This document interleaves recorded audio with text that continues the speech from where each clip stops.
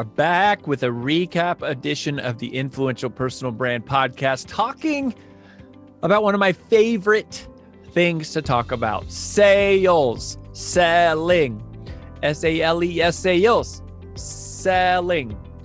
One of the reasons I love to talk about selling is because everybody does it wrong. They either don't do it or they do it wrong. And I have, some very pointed philosophies about the right way and the wrong way to sell. And I have to say, this interview with Phil M. Jones, who I've never interviewed before, I was so happy about. We met, several months ago at this point, but we haven't been longtime friends. I've heard about him. And there's a lot of stuff that is taught on the profession and the art of selling that I flat out disagree with, that I don't like, that I don't subscribe to, and that I don't follow, and that AJ doesn't believe, and that we don't deploy with our team. I think we sell in a very non-traditional way. I would call it a much more modern way than how most people sell, which is just, it's not about all the tactics and the pressure and the, just pressure. Let's just leave it at that. And so getting to talk with Phil was great because I was so impressed at how much we aligned philosophically on a topic that a lot of times I don't align with people on. And so anyways, it's a fantastic interview. Of course, he has that wonderful accent to listen to. And, make sure that you go back and listen to it. But I want to give you my highlights, as always, getting to play the role of student here, listening from Phil, who's, has helped so many people, and he's got a great thing going with exactly what to say. And I think a lot of these things were reinforcements for me because I don't really talk sales that much anymore. Not like direct tactical, like one-on-one selling, but that was where my upbringing came from. I mean, that was how I started in business. I mean, I started going door to door. I mean, it doesn't get much more like old school, hardcore selling than that. I mean, in terms of dealing with the rejection and whatnot. And so I love this. And it's been a long time since I've talked about this. And, we have an event coming up, a new curriculum that we're developing this year that is on sales specifically and selling high dollar offers, because we're realizing that, gosh, all of our personal brand, clients need this help of what to say and how to have a one-on-one conversation that leads to a credit card. And so we're diving into this more, although we've left it alone for, the last few years. And so it was great, to do this with Phil and I'll just walk you through my three big takeaways. Obviously, you may have noticed AJ is not here today, so I'm filling in, rolling solo. You got, I'm your guy for today, which is a shame, by the way, because AJ flat out is the single greatest salesperson that I have ever met. She is extraordinary. And she is so client centric and so service centric, and is just the epitome, I think, of all things of what a great professional salesperson should look like. And she outsold all of the top salespeople that I've ever known and ever been around. And so at some point, we'll have to get AJ back here to do an episode. Maybe we'll do a special episode on selling, or maybe I'll just interview her because she's incredible. But anyways, to break down the takeaways from Phil M. Jones, my man, who I really enjoyed learning from, here they are. So number one, and all of these, by the way, all of these are mental things. And that's what I have found this to be true about selling in general. The reason that people struggle with sales is not because of technical training. It is because of mental conditioning. Their mind doesn't think about selling in the right way. And all three of these takeaways for me kind of fall in suit with that. So number one, and this is a mindset thing that you got to realize if you're the salesperson, no is not the enemy. Indecision is the enemy. somebody telling you no is not a bad thing. No means it's not a fit. No means we don't have a match. No means not right now. No means this isn't what I'm looking for. All of those things allow you to move forward in a powerful way, to know what to do next. Indecision is the enemy. Indecision is what keeps us stuck. Indecision is unacceptable, both for you and, get this, for your prospect, right? If somebody tells me no, I can move on. But if someone tells me maybe, I am stuck. I am not moving forward. Like, I can't move on, and I can't move on to something else. I am literally just stuck until they make a decision, which means I'm playing cat and mouse. I'm chasing them down, right? And so many salespeople are afraid of the word no that we do everything that we can to avoid the word no, and instead we set ourselves up for maybe. And what I would encourage you to do is set yourself up to hear no so that you don't hear maybe. A yes is good. Like, a yes is great. A yes is what we're going for. A yes is what we want. But a no is fine. A no is okay. A no is not bad. A no is not the enemy. But indecision, indecision is no bueno. Indecision is not good. Indecision is not acceptable, because not only does it keep you as the salesperson stuck, right? I don't know whether to like celebrate and get this client activated, or to close up shop and move on and go find someone else. I'm like stuck in this limbo. I can't move forward. But it's not just about you. And more importantly, it's not about you. It's about them. It is a disservice to allow someone to tell you maybe. It is a disservice to them. Why?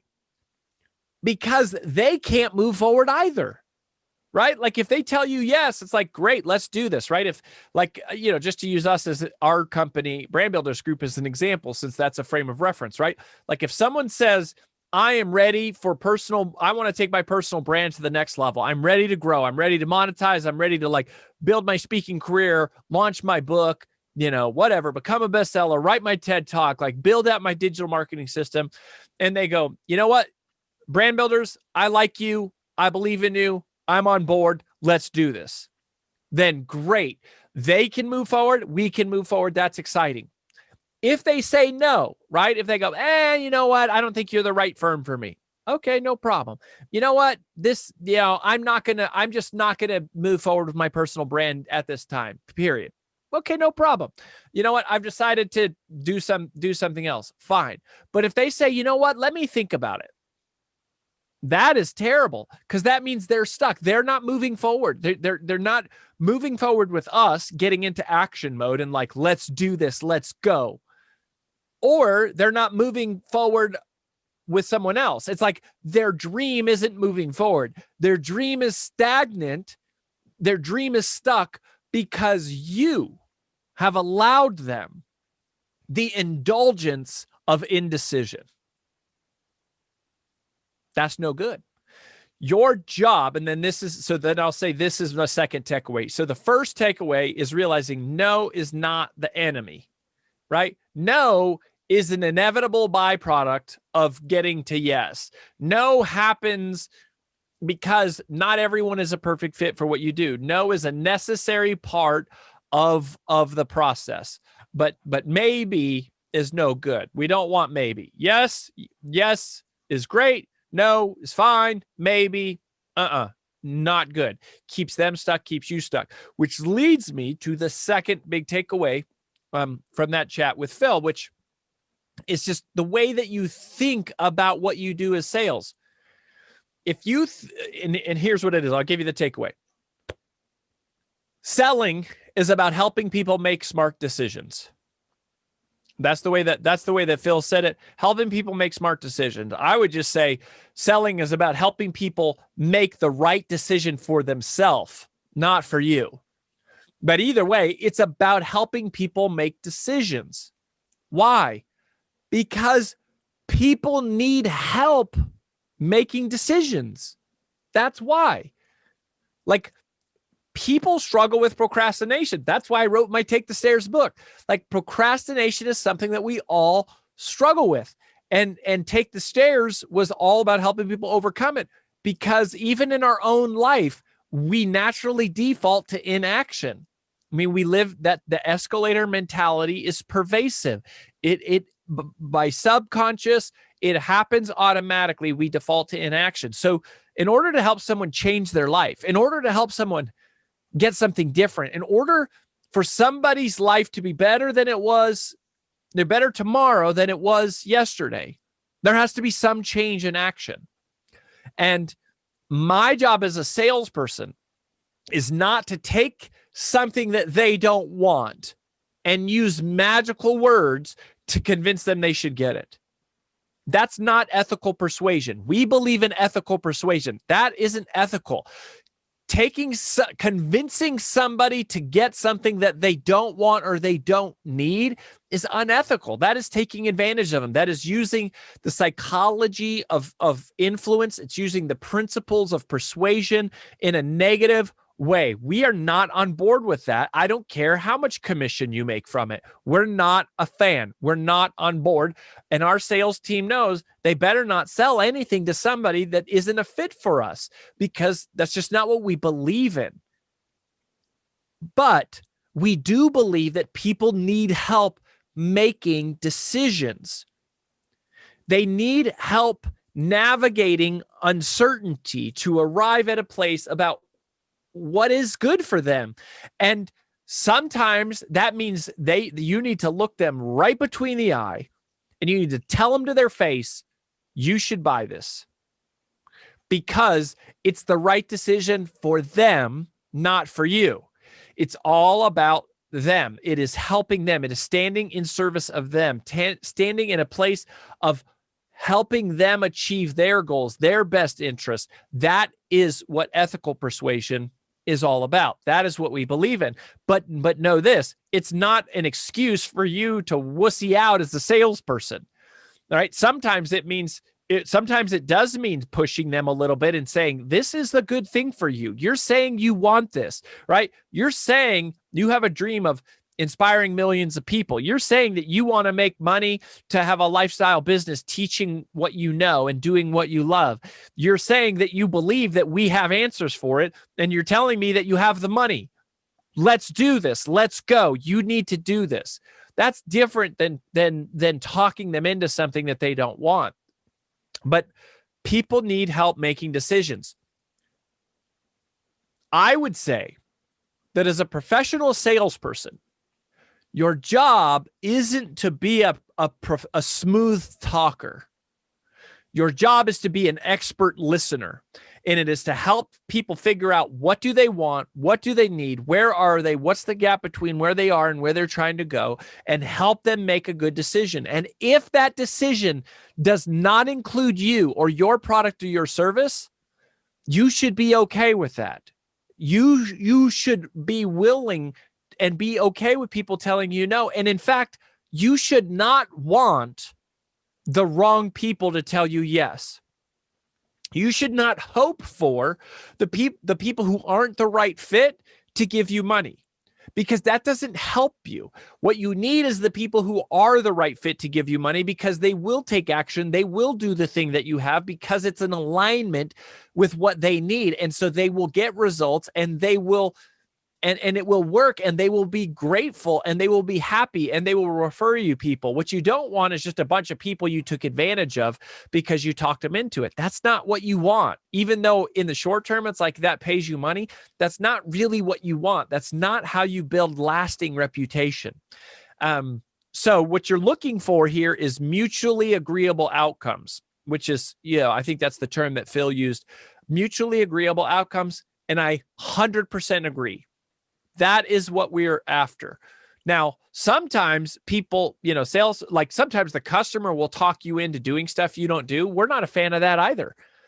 just because we can do it doesn't mean we should. Like, we're not a fan of selling a custom solution to every single person, right? We have some offerings, and it's like, if our offering isn't a fit, even though you need our expertise, if you want it in some other way, like we don't do it, then, like brand builders, we do one-on-one coaching. Like, that's like our lane. We do, we have our events, but those are a part of one-on-one coaching. And even at our events are so small because we put people in roundtable groups. They get one-on-one coaching in their roundtable groups. So like, one-on-one is what makes us, it's a part of what makes us unique. So, there is a range of acceptability of which we will kind of bend and flex, but at some point, it's like you have what you have, and people either are a fit for that or they are not. And if they're not, you got to be okay with that. But it's mutually agreeable outcomes, right? What works for you as the provider, right? Like, this is what you have to offer. And then it's like, what does the client need? If that's a match, we have a win. If it's not a match, then it's disjointed, it's disconnected on either side, and it should be a no, right? Like, we don't believe that you should try to sell every single person you talk to necessarily. We believe that you're looking for the right fit, you're looking for the right match, because just because you can sell them, if you know on the back end what you deliver isn't what they need, like, you're going to win in the short term, but you're going to lose in the long term. So help people make smart decisions. We're looking for mutually agreeable outcomes. It's more like we're looking for a match, right? It's almost like dating. It's like we're looking for compatibility more than we're looking for manipulation or convincing, or, even though we talk about, like with digital marketing, we're always talking about conversion. That still should be a win-win. It's not about magically taking somebody who should be a no and turning them to the yes. We don't consider that a victory. What we consider a victory, right? It's not a win-lose thing. If sales is a win-lose, like I beat you, I got you, right? That is not what we believe in. That is not ethical persuasion. Sales should be a win-win thing. It's like, and not even that. It's really just a win. If it's a win for the customer, it's a win, right? But there's no way the customer ever loses, and then that's a win. What is the right thing is what is the best thing for them. And if that happens to include us, then that is awesome, right? Like, of course, we're excited about that. But our job is not to coerce people. Our job is to serve people. Our job is to help them make decisions. And if you can flip that switch in your brain, you won't have call reluctance. You won't have fear. There is no fear when the mission to serve is clear. You only feel fear when you feel pressure to convince somebody of something. Well, if I have to convince you of something against your will, that's combative. That is confrontational. That is conflict. Yeah, there's pressure there. But if all I have to do is serve you, right? And it's like, I'm bringing you food, and it's like, do you like it? Yes or no? If so, here it is. If not, no, you don't. It's like, there's no personal rejection in that. It's just service. Like, that is a big and important switch. And then the third takeaway, which if you didn't, you got to listen to that interview with Phil all the way to the end, because at the end, we got into like some very specifics about marketing. Like, we're talking about keynotes specifically. And I mean, to his brand, he gave some really great one-liners of exactly what to say, and selling yourself as a speaker. So this would apply, I think. But we were talking about selling high-dollar keynotes, right? Because Phil and I are both in a pretty top tier keynote fee range, but this would apply to selling a high-dollar coaching program, selling high-dollar consulting, selling any high-dollar offer, selling high-dollar, medical services, right? Like any high-dollar offer. And here's what he said. He said, remember, when you're selling a speech, because that was the context, it's not just about selling your content. It is your content plus their circumstances. And I would probably modify that ever so slightly. I would just say it's your content applied to their circumstances. right? Like that's a part of what the artful selling is, specifically within anything that's like information marketing related or thought leadership related or consultancy related. Is it's not just, hey, I'm an expert on blank. It's you're struggling with this, and here's how I think my expertise would apply. It's more like we're working together as a team to help in a partnership to help me apply what I'm doing to your situation to help your people. Again, it's like we're working together for your benefit. That's what selling is. It's not me convincing you that you need what I have. It's me working with you to figure out, can we take what I have and make your life better? That's the difference. That is ethical persuasion. And I would say that is professional persuasion. Like that is what the best elite sales performers on the planet do, because they get so many referrals and they have so much reputation. Like you become a top producer, not just by being a great producer for one conversation or 1 year. It happens over time because you develop a reputation and a confidence and an air for knowing, like, I know who should buy and who shouldn't. And I am I am consultant. I'm trusted. I have expertise, not only in what I do, but expertise in helping people determine about whether or not I'm the right fit for them. And that takes time. So it's your content, your expertise applied to their circumstances, right? To it's to their goals, to their dreams, to their future. It's not about you. It's all about them. That is what ethical persuasion is all about. And that is how you take the pressure off yourself. There is no fear when the mission to serve is clear. So next time you're in a high dollar selling situation, make sure you're not thinking about what you want and your commission and are you saying the right thing. Just focus on service. That's all we've got today for the Influential Personal Brand Podcast recap. We'll catch you next time. Stay tuned.